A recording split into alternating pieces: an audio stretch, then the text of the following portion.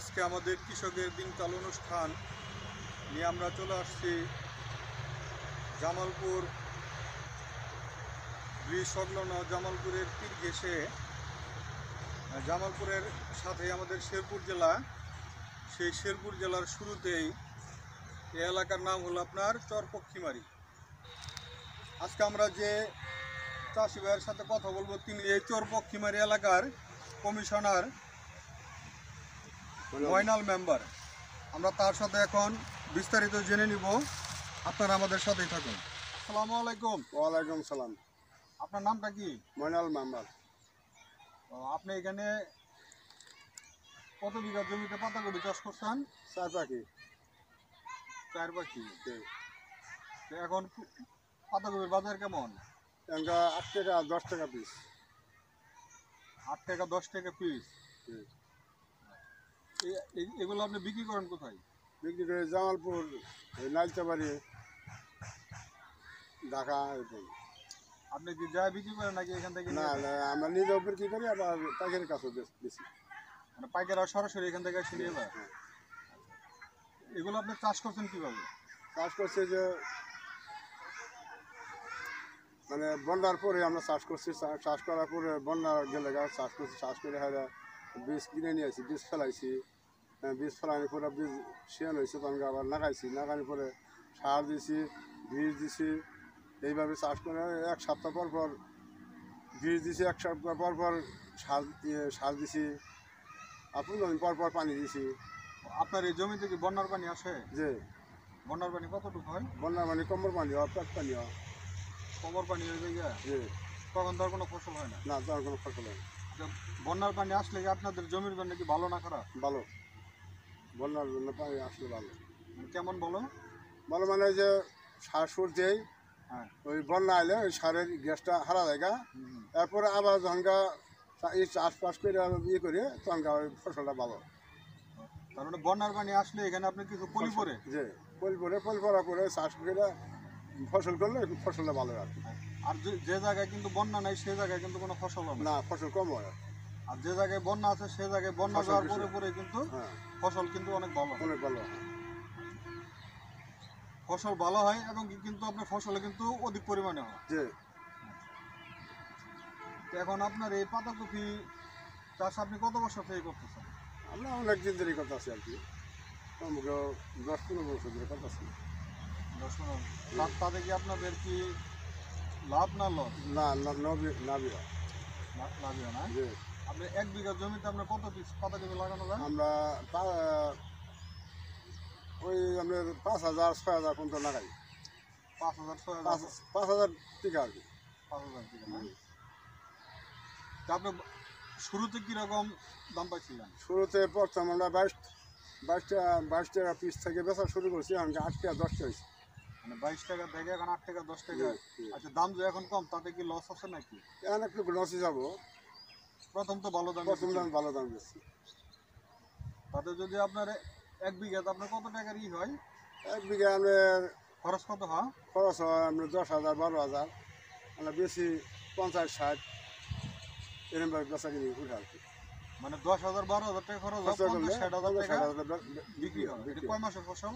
3 মাসের ফসল। তাহলে আপনি 3 মাসে 3 মাস আগে লাগাইছি আর কি।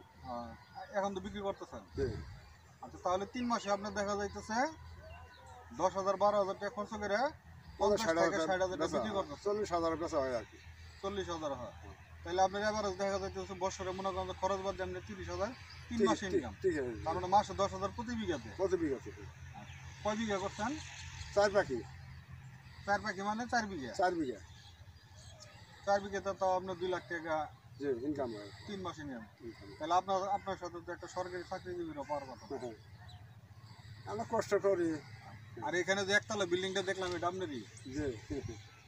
ওই এটা কি এই ফসল ফলাই? ফসল ফলাই।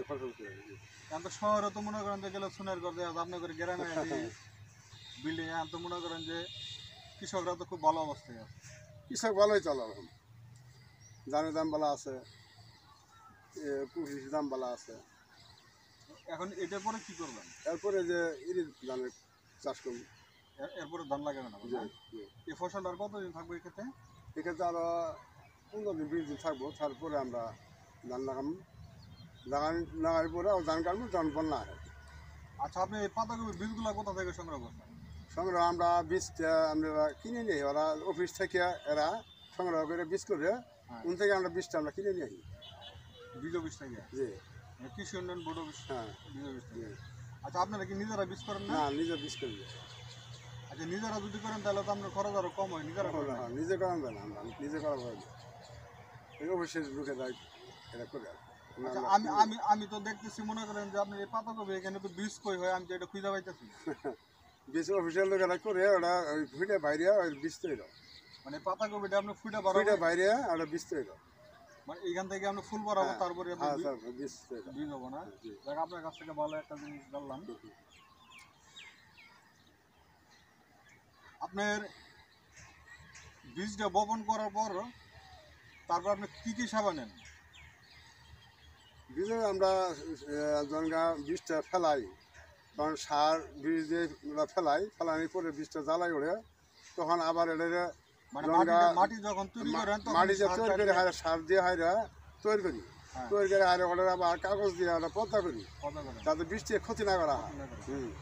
তখনকার বীজটা যখন ইয়ে হয় তখন আমরা পচা পানি বীজ দিই, পচা পানি ধরি, তখন আমরা পচা পানি বীজ দিয়ে আর চারা ঠিক আছে, তারপরে চারা শিয়া না তখন আমরা খেতে না লাগান, তারপর পানি দেন কত? তারপরে 15 দিন পর পর পানি দিই আমরা, পানি দেন। 1 সপ্তাহ পর পর বীজ দিই, 1 সপ্তাহ পর পর ওই সার দিই। আচ্ছা, যে বিষটা দেন এই বিষটা কি আমাদের কি কোনো ক্ষতি আছে? না, ক্ষতি নেই, ক্ষতি নেই। বিষ খেলে তো মানুষ মরে, আর এই বিষ না, আপনারা এটা দিতেছেন, এটা এটা খেলে তো ক্ষেতের পক্ষে ভালো। ক্ষেতের পক্ষে ভালো, মানে এটা একটা রোগের একটা চিকিৎসা, হ্যাঁ, মানে হ্যাঁ। একটা ওষুধ। পোকা ধরলে যে বৃষ্টিটা দিলে পোকাটা ছেড়ে যায়, পোকাটা মরে যায়, তখন আমরা কোনো ক্ষয়ক্ষতি করা হয় না। আচ্ছা, এখন তো আর পোকা টোকা নেই, এগুলো না, তো সব এখন পোকা নাই, এখন কি এটা কি আপনার এখন খালি বিক্রি করবো। ফ্রেশ? হ্যাঁ, ফ্রেশ। কোনো ফরমালিন টরমালিন তো না, কিছু নাই? না, না, এগুলো খাইলে তো আর না, না, কোনো সমস্যা কোনো নাই? সমস্যা নাই। না, এখন যদি আমরা কোন, আপনি যদি কোন যে আনিনো সমস্যা আছে, তাহলে কিন্তু আমাদের যারা যারা দেখবো, না, কোনো সমস্যা নাই, ঠিক আছে, তারা কিন্তু পাতাকপি খাওয়া বাদ দিব। না, কোনো সমস্যা নাই, ইনশাল্লাহ। মানে কোনো ফরমালিন না, টরমালিন কোনো কিছু নাই, কোনো নাই, একদম কিচ্ছু নাই। ফ্রেশ সবজি। আমরা 1 মাস আগে আমরা বীজটা বন্ধ করে দিছি, হ্যাঁ, এরপরে আমরা আচ্ছা, এই পাতাকপিটি কি আমাদের এই জাতটা কি আমাদের দেশি নাকি বাইরে? দেশি, এটা দেশি, এটা আমাদের দেশি, এটা দেশি দেশি, পাতাকপি না? দেশি, হ্যাঁ। এখন তো দেখি যে আপনার বিদেশি অনেক পাতাকপি আছে, অনেক কালার। ওটা অন্য অন্য কালার, ওটা ফুসফুসে, ওটা অন্য ধরনের, এটা শক্ত, এটা দেশি, এটা শক্ত পাবেন, ওটাই দেশি।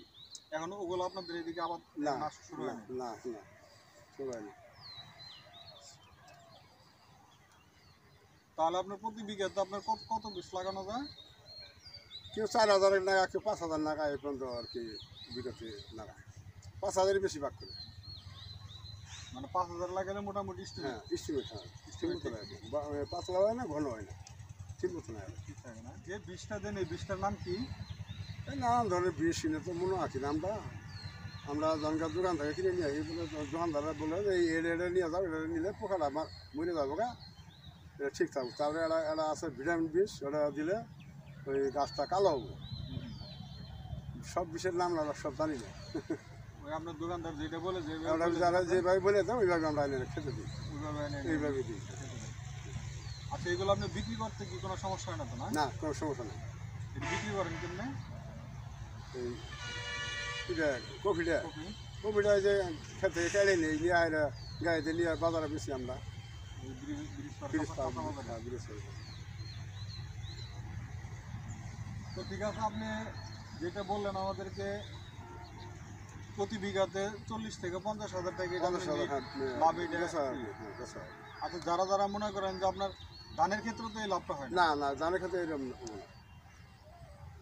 10 বিঘার 5 বিঘা জমিনের ফসলের কামাই আর কি 1 বিঘা জমিনে দিবা, মানে ধান 5 বিঘা করলে 5 বিঘা যা যাবো, এটা 1 বিঘা করলে। আপনার একটা প্রশ্ন করে আমরা এখন শেষ করবো। এখন যারা অন্য অন্য চাষি ভাইয়েরা আছে, তারা যদি আপনার এই পাতাকপি চাষ করে, তাহলে তারা কি লাভবান হবে? হ্যাঁ, লাভ আর হবে। কিভাবে করবে আপনি এই বিষয়ে একটু বলেন।